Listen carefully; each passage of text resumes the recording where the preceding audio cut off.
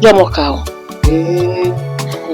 We can momokao. No polo keke yalo. Huh? We can marry again. You peko ni so egbe. Get there is odu one. No let me be one. Huh?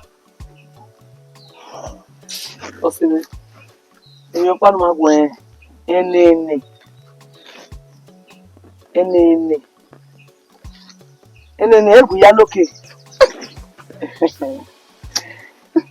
Uperegbe. Damiyo, ima peregbe yen mi o. Ihe asi egbe sere ni ka o kai. Upe ko ni o re no. E ti ma e. Awa me re ibi. Upe ko ni wo mi yen no. Izodu wa ha iwe gba mi yen. E da ya te wo no re ba. Ọmọ nware ni ya, ọma ikwe ya mu ne. Ọmọ ọkụma ya gware gwe na ya. Iye ni eme na ha mu gwe na. Ọmọ gi gware ni ya. Okeke o uka me okpo no na ze. O ya so ajo. Gi no ije na ni a. No wi e no ge na. No le wi bi wa ni. Ọmọ ijo mo la upe kore. Uka ma e. Ah. Egede. Egena, tawa wenyi yo sabo egena. Awo ni jo po. Bi aka mania, awe ne mi ye ni ti beti. O ya gbin na. Ha, Igwale ìnọ̀tún yé mi. Igwale ìnọ̀tún. Ìyẹn mi o. Náà wọ́n máa kọ́. Ọ̀rọ̀ asẹ̀rẹ̀ ni ní kàó ha ẹ̀. Wọ́n kọ́ dúkìá àpamọ́ orí olẹ̀. Ló ṣe agbọ̀nṣẹ̀ yìí. Ọmọ náà lọ́jọ́ rẹ̀ mìíràn ló rẹgbẹ̀. Ẹgbẹ́ àṣẹ. Ọlọ́gbọ̀n àbòfin. Ìyàwó ni je ni ka obo. Ìyàwó ni je ni ka obo. Odane ito oge. Lórí àgbọn náà sì rẹ̀ ọ̀dà wẹ̀. Mẹ́nu gbọ́dọ̀ púpọ̀ mi bẹ́ẹ̀ ni o. Níbi ẹ̀gẹ̀ sẹ́ni. Ẹgbẹ́ àṣẹ sábọ̀ àbòyé. Ó sábọ̀ àbòyé. Ọ̀pẹ̀ kẹta. Ọ̀pẹ̀ kan sì rẹ̀. Ọmọ.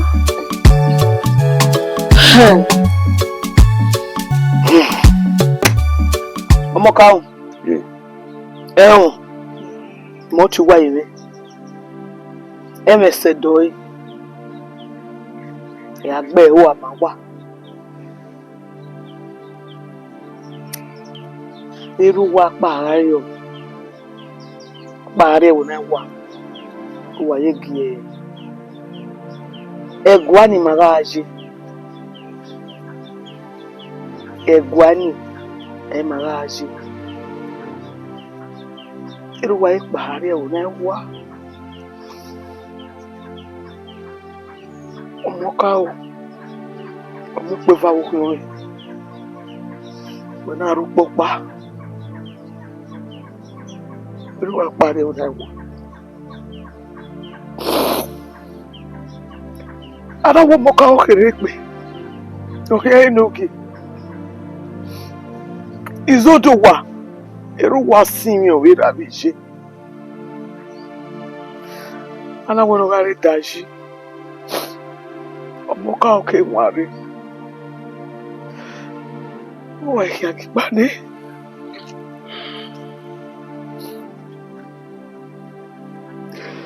Ọmọ ìgẹ̀ ẹ̀nà wèrè pé. Izodo wa.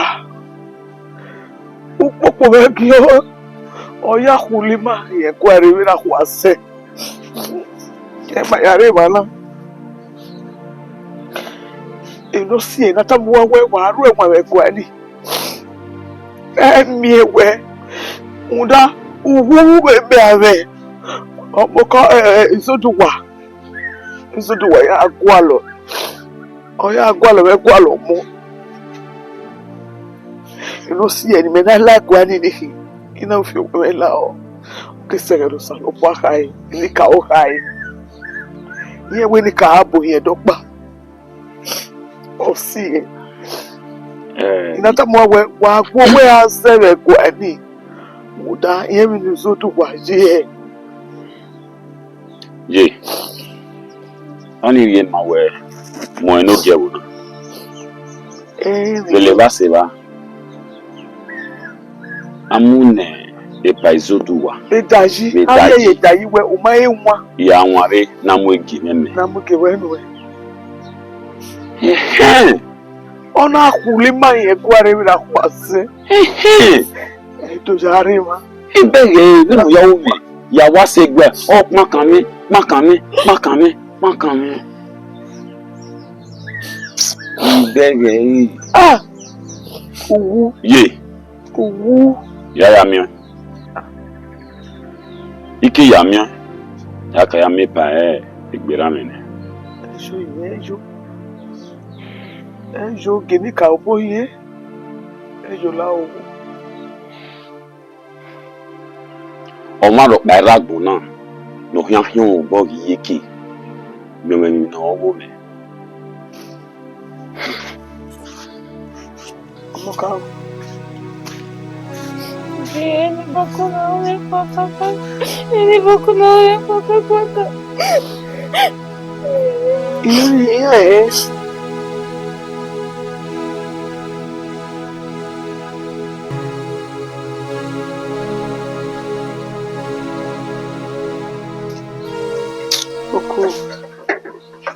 Koyu, boka.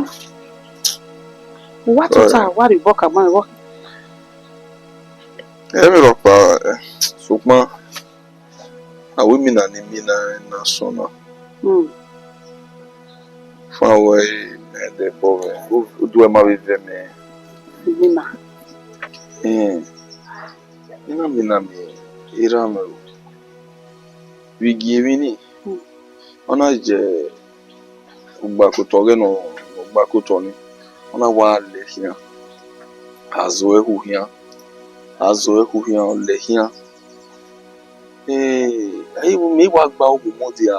E ma ni gizo ehu hian na. Oye na ebu na ya fe. Ye hian mane do da dia we no le la wa. Ona wa le igbera wa. Umo dia ina hiri. Ona wa le gbera wa. Eri mi. Imi na na utamira ni. Me mi ya obi na ma we. Imi na na odo e ma vive ni me. Oma. Afia mero iga to bo me kwekwa. Iga ka ma we no gie na tie ozo. No de no vie no ya munare no do yuga nda. Odo mi na ma vive ni. Ozo. Je ozo wira me kwa we mi ozo la wana de.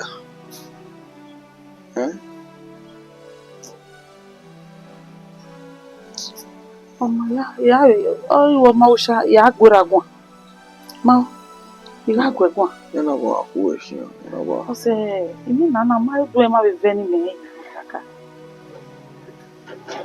Oma. Nse. Iwe we pe ma.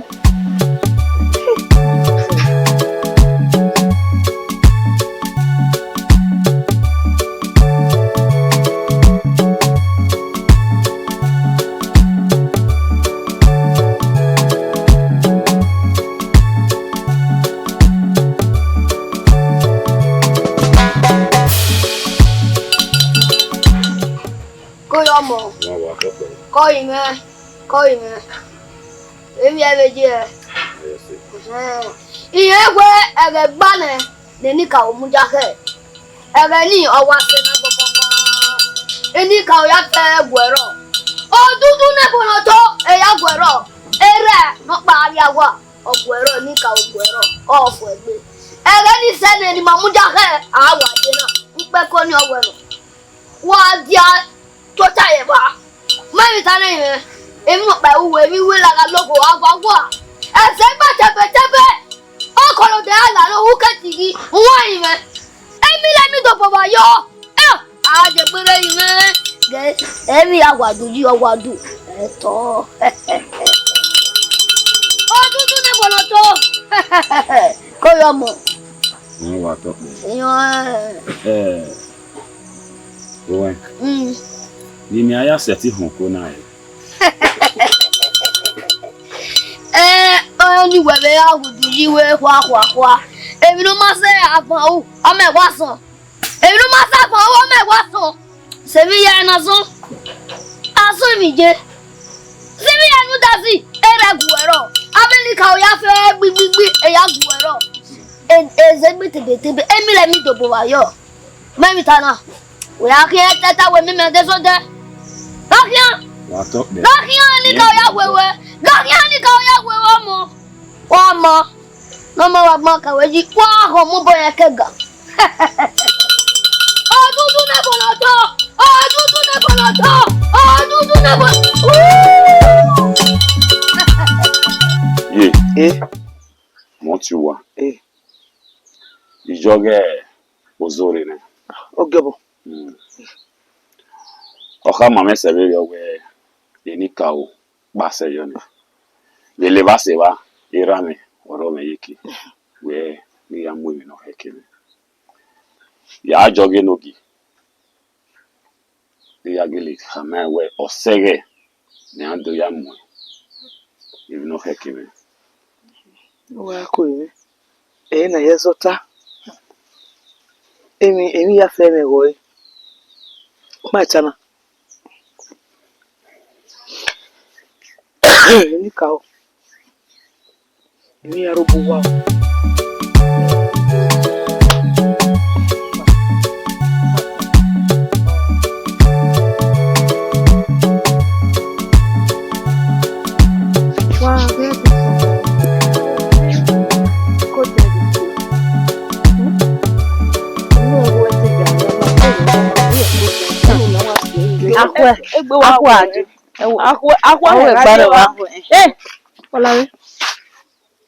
Omutia. What wa be wu wie bona. Wa gbe rambi no. Wa itoma. Cinema na. No wa bi yin ogun. Ma she ma no. When you money me. Anyway wasaka. No. Princess. Actually so no for no nya we make kwe. Oh, I you for post ni via ye gbe na den man like here. And no se ba wa ajo na mejo eze me. Women weje we na re movie no re wona. We etalo. Ina ni mo mo we can be ton eh. We are me. Women we soon. Oh man, you never know. Okay, yeah. We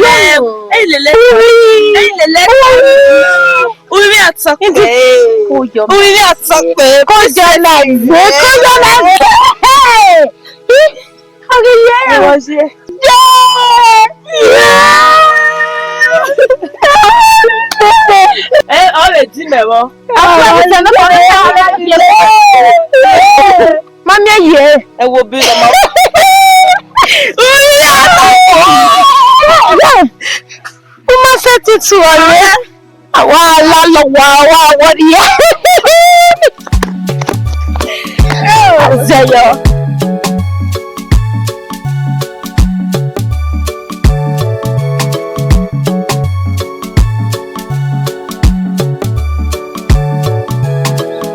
no give a talk there. Vamos. No give. Irene, woman, where ye. When we have met there, Upekona, you hear me. What's it, Baba? What's it? Baba, Ire, do come away, Upekona, you know, woman. The power talk there. When one, I want you. When no can I mean my carry. When I am making a no where you go, when one look back on me. The power talk there. Baba, Mire Baba, you're not going when I was in Westy. No, you're going. Okay, but you know you can. Baba Ire, you making a more.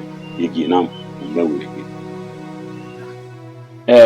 baba dayi owa hime yana wi anware ne umekina mu jeli ne irebe iredo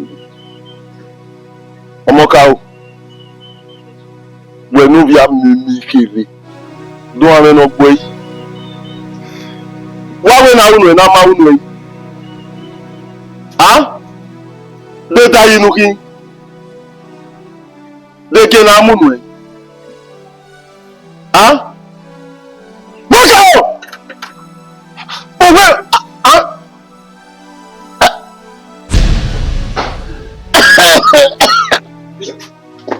Baba. Baba what's wrong? Baba come kwa geme. Ya, mo ka wo. Baba, mo ka do come mo. Baba. Ya wo ga ba. Baba we ri ana ita. Ija. Baba ya wo ga. E ma tin ro mama. Baba. Ija.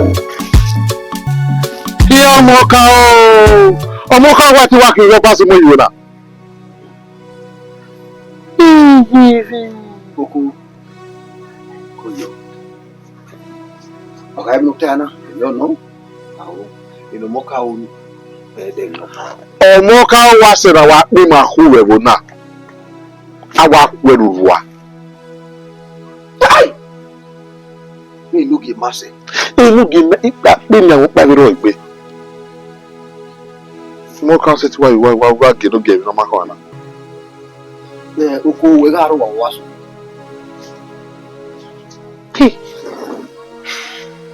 Irowa. Koyo. To we kan.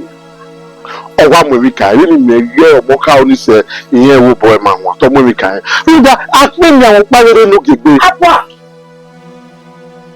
A de wo mo ko wi awon wo pere.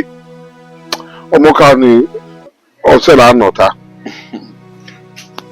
Mo ka wo ge bezero ni lo paro de no mo ka won no mo ka won. Eno ge ka ri o. Eno ge to pe ka ri o. E ka ri o, owo mi ka e. Eyi. Ya oh. Boko Yo de na mi na. ya ge. Idio ten ya ge. So pa u we ge eze wo si ra otin. We e ga te we ko no ko ri o. Iya iwo mi no boro oko omo ka o. Iya iwo mi no go yo. No mo wi kan o. Media. Ni jaga no. Ina mi mo ka o de yeru eruta. Wa ri ko wa le gbura. Ule lo ja la gbura. Ana hi o pa le gbura fun. Iye gogo pokede. E wa no na mi no mu odomu kan oge. Ruda o pe ko na oro a o no ftai. Koko na bora o wa. Ere ya fe na kama o. O pe ko na ra o no ftai. Okay, no mi. Okay. O gi na no. Pare odomo. Itie ran. Na do na ya wo ni mama mo kan bo na wo mo ri aje ya gi mana do ti wa ni ya na se mana ya do ti wa na wa ya se so lebe ya Akabo. na wa na ni awon ke na la be wa ke na na le ba so be ya se ti wa te ni Wa di wa ya lo. Oko atope. Supo pa ni mi awa karuzi arize ye na we. Age omo ka fi we la yo ibi ni. He! Iko! Omo ka wa mudia me mudia mo ka ma re ba ni ma no ya je me amudia ni wa ni aro ya ri ono Oko wes. E pa ni e ka. Wa do lo wi. te wota ya be ti ya te O mai lo ko. Bin we ta we na ta na we ama o mo ka wa ri wa. Ma o mu da no. O wa de me ko no. O wiri. O wa ele ba. Dagwe eri ya fe nwisi e ya fe ya ro Eri ya gbo mo ka bo. e ya po ya o Ai de gele ba, ai de fi we la ba. e fo me de ko adolo wu ya ko to ni ahia wo ya e akutara ake mero we woten akutara na ahia bole luru wo we afia mero ma wa we ma ro ọmọ ka wa ri Egege. awa poke ya Egege. awa me gege ni da ro da we emi den da o wa o Iwu si ara ya ri ya ya. E ya ro wi ye. Le lo mo mo ka we. E ma ya pe na yi.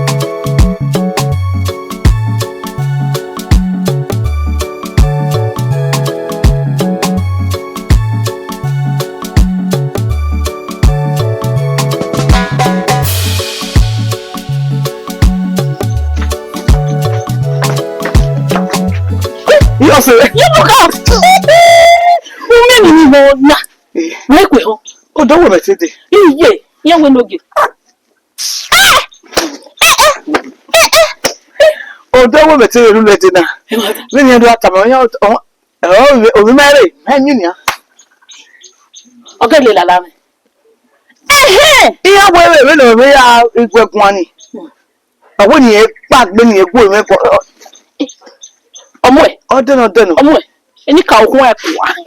Eni ya ala. Odeno. Eni ya ala. Awo ye wala. Eni wala. Iso do wa. Ina ni ka bo yin. Obo he. Na ni ka bo yin. Ogele ta mame. Obi je me.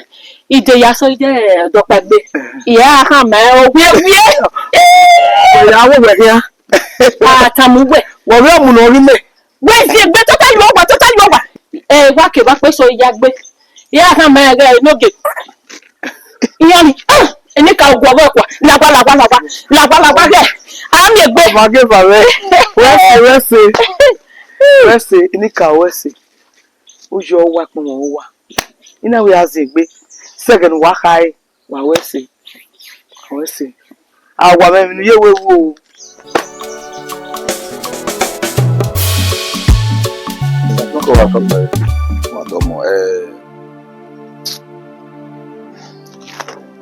Anyway, if you have friend who are women, any cow or here someone say, the beg even wire the mayor.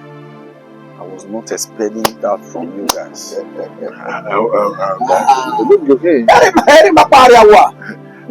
Do ya Peter where Abiogega if you walk. Well, you need some where when imagine even me how was say What dia we? wa wese Ko ato be wa wese bin wa ya lokpe bin wa ya so dia were de na ya ha we ma wa me ko mari de na o gita wa ye la wo wa ye fi wa o wa da wa we we o bo mo gare o je ọba ọdún yọgbọn wa we ya bi won bo yo we ya fe wa ni be o ma gbara ya here you we so so ma wa de wa de wa meri o mari baba wa we se wa to pe o ebi opa mi ye ya o ye resu o eme ma re o tuma to no wetin sege na ọya rẹ lọdún ya káwọ ọdún káwọ yìí gbẹkọna ọkẹ nọrí ẹrí nọrọ rẹ ẹgbẹ máa gé wù kẹ ẹgbẹ gé wù náà ká máa wà ní wọn. didi ọ̀nà ẹbí wà tá náà yà gé ni à ní ẹ̀wọ̀n. ẹ dọ́sẹ̀ ẹ̀yin mi tí ọmọ náà kárí mi ló bọ̀ wọ́n bọ̀ dẹ̀ yìí máa ẹgbẹ́ àti ẹnu kárí yẹn mi ò bọ̀ ẹgbẹ́ ọkọ̀ ẹ̀rù mi náà tàbí yẹn máa gbà. agbọ̀n lẹ́ni ọ̀pọ̀ kárí yẹn. àti ẹnu.